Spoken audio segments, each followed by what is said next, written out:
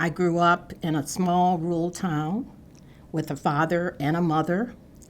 Um, we didn't have much money, but we had a lot of values. My dad and mom really valued education. Now, when we get to theories and research, of course, I taught in the Perry Preschool Project in Ypsilanti, Michigan, I believe 1962. I was the youngest of the four teachers in the program. And I had been trained as a special education teacher teaching mentally challenged children. So I came to Perry Preschool as a special education teacher. I had never taught 3 and 4 year olds.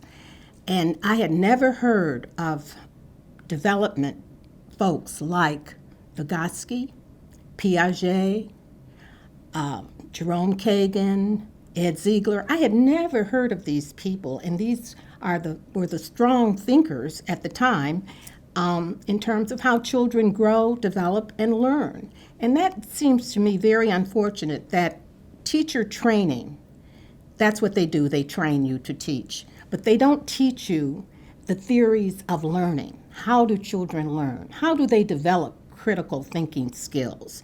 That's what I really learned in the Perry Preschool Project, and has really helped to form my thinking. And in addition, I would just like to mention, I am an African American woman.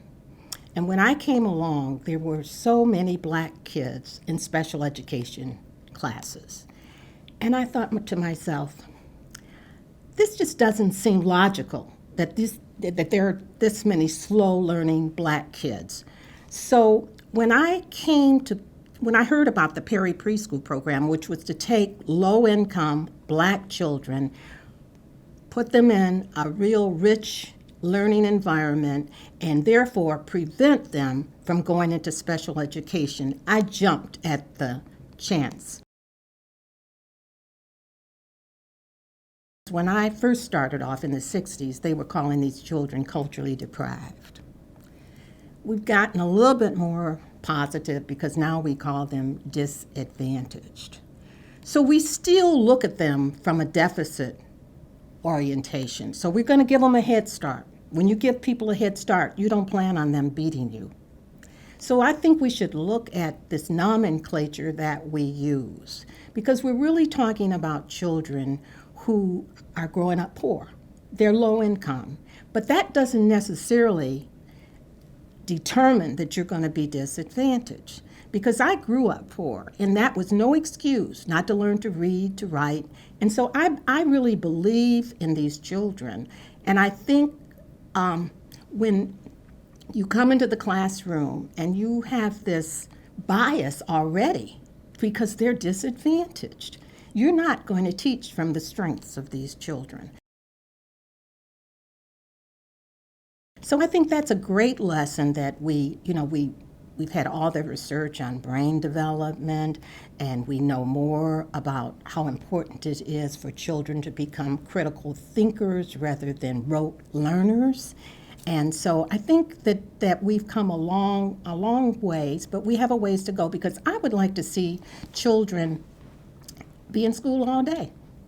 I would like to see us move past these half-day programs.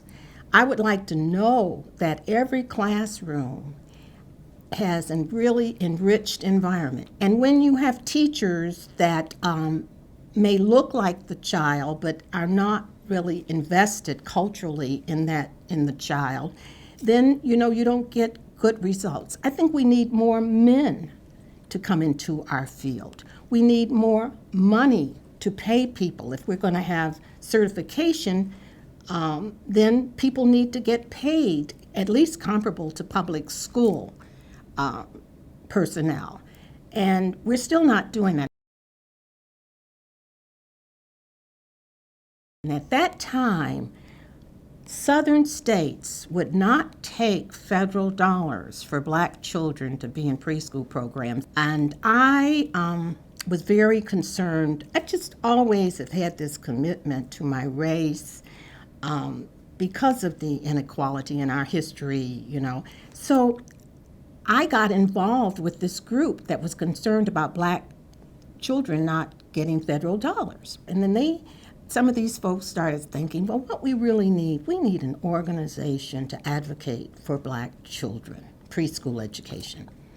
And Evelyn, would you come to Washington and help write a grant? And I said, sure, I'll come. I took a time off and came here and wrote a grant. And they got $150,000 from the Ford Foundation to start this national organization. Well, the next step was, who are we going to hire? Well, they wanted to hire a man, because a man can get things done, you know. So we searched, but men, you know, $150,000 on a grant that's for 1 year, you know, no one would take the job. So they turned to me and said, Evelyn, would you come temporarily and take this position and help us launch this organization? So I thought, well, you know, they're just talking about changing laws. And I want to work to get some laws changed. And so during the 70s, there was often an attempt to pass comprehensive child care bills and, you know, to keep Head Start running. And, you know, you get just more and more involved. And of course, it was part of my passion for my people, you know, trying to improve education for black children. And I just have loved the journey. We were really criticized at Perry in the beginning because we were doing directed teaching, and that was frowned upon by the field. Many people felt that children should guide their own learning. It was very controversial to try to say, I'm going to teach a 3-year-old because you should let them just play. But I think what the field has come to is now they call it intentional teaching. So they really use some of what we did back then and were criticized for. And actually, good preschool teachers have always done intentional teaching. They just don't like to call it directed teaching, but they set the classroom up. They determine what materials are in there. They set the housekeeping corner up for children to learn how to cook, changing solids into liquids, and you're making Jell-O. And children are learning a lot about their world that they live in, even though it looks like play. I'm on the side of getting credentials, certified credentials. You know, I believe in competency, and people may have some natural abilities, but then you combine that with theoretical thinking and how children grow and develop, then, you know, you got something going there to me. So I want to see teachers like doctors. When you go to a doctor, they are certified to do certain things. And when you come to the preschool, we need to be certified to do certain things that we can ensure you that we are going to be doing with your child. The other thing I really think is that parents are being short-shrifted in the movement.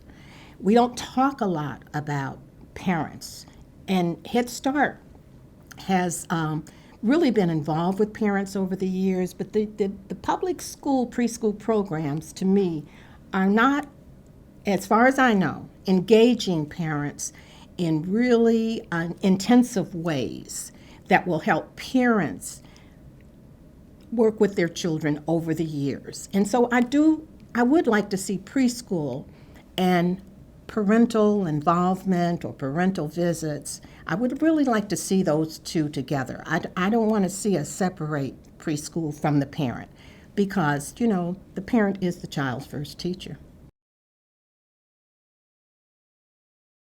It's been a long struggle for us to get where we are with the field of early childhood education. When you talk to people now, they know what early childhood education is, and they don't think of it as child care necessarily, you know, and I'll leave that one on the side. But I would just like people to know that you got to be in the struggle. It's a lifetime struggle. And it can, you know, only in the United States we can get there. I mean, it was a time, you know, when black people were sitting in the back of the bus and, you know, went to segregated schools, and many people thought that could never be changed. But in the United States, you can change things. I really hope we can get away from this deficit model, because with preschool targeting disadvantaged children, we're still in the deficit model. And I would like to see us move away from that so that it becomes just like kindergarten, first, second grade. Everybody gets it. It's no big deal.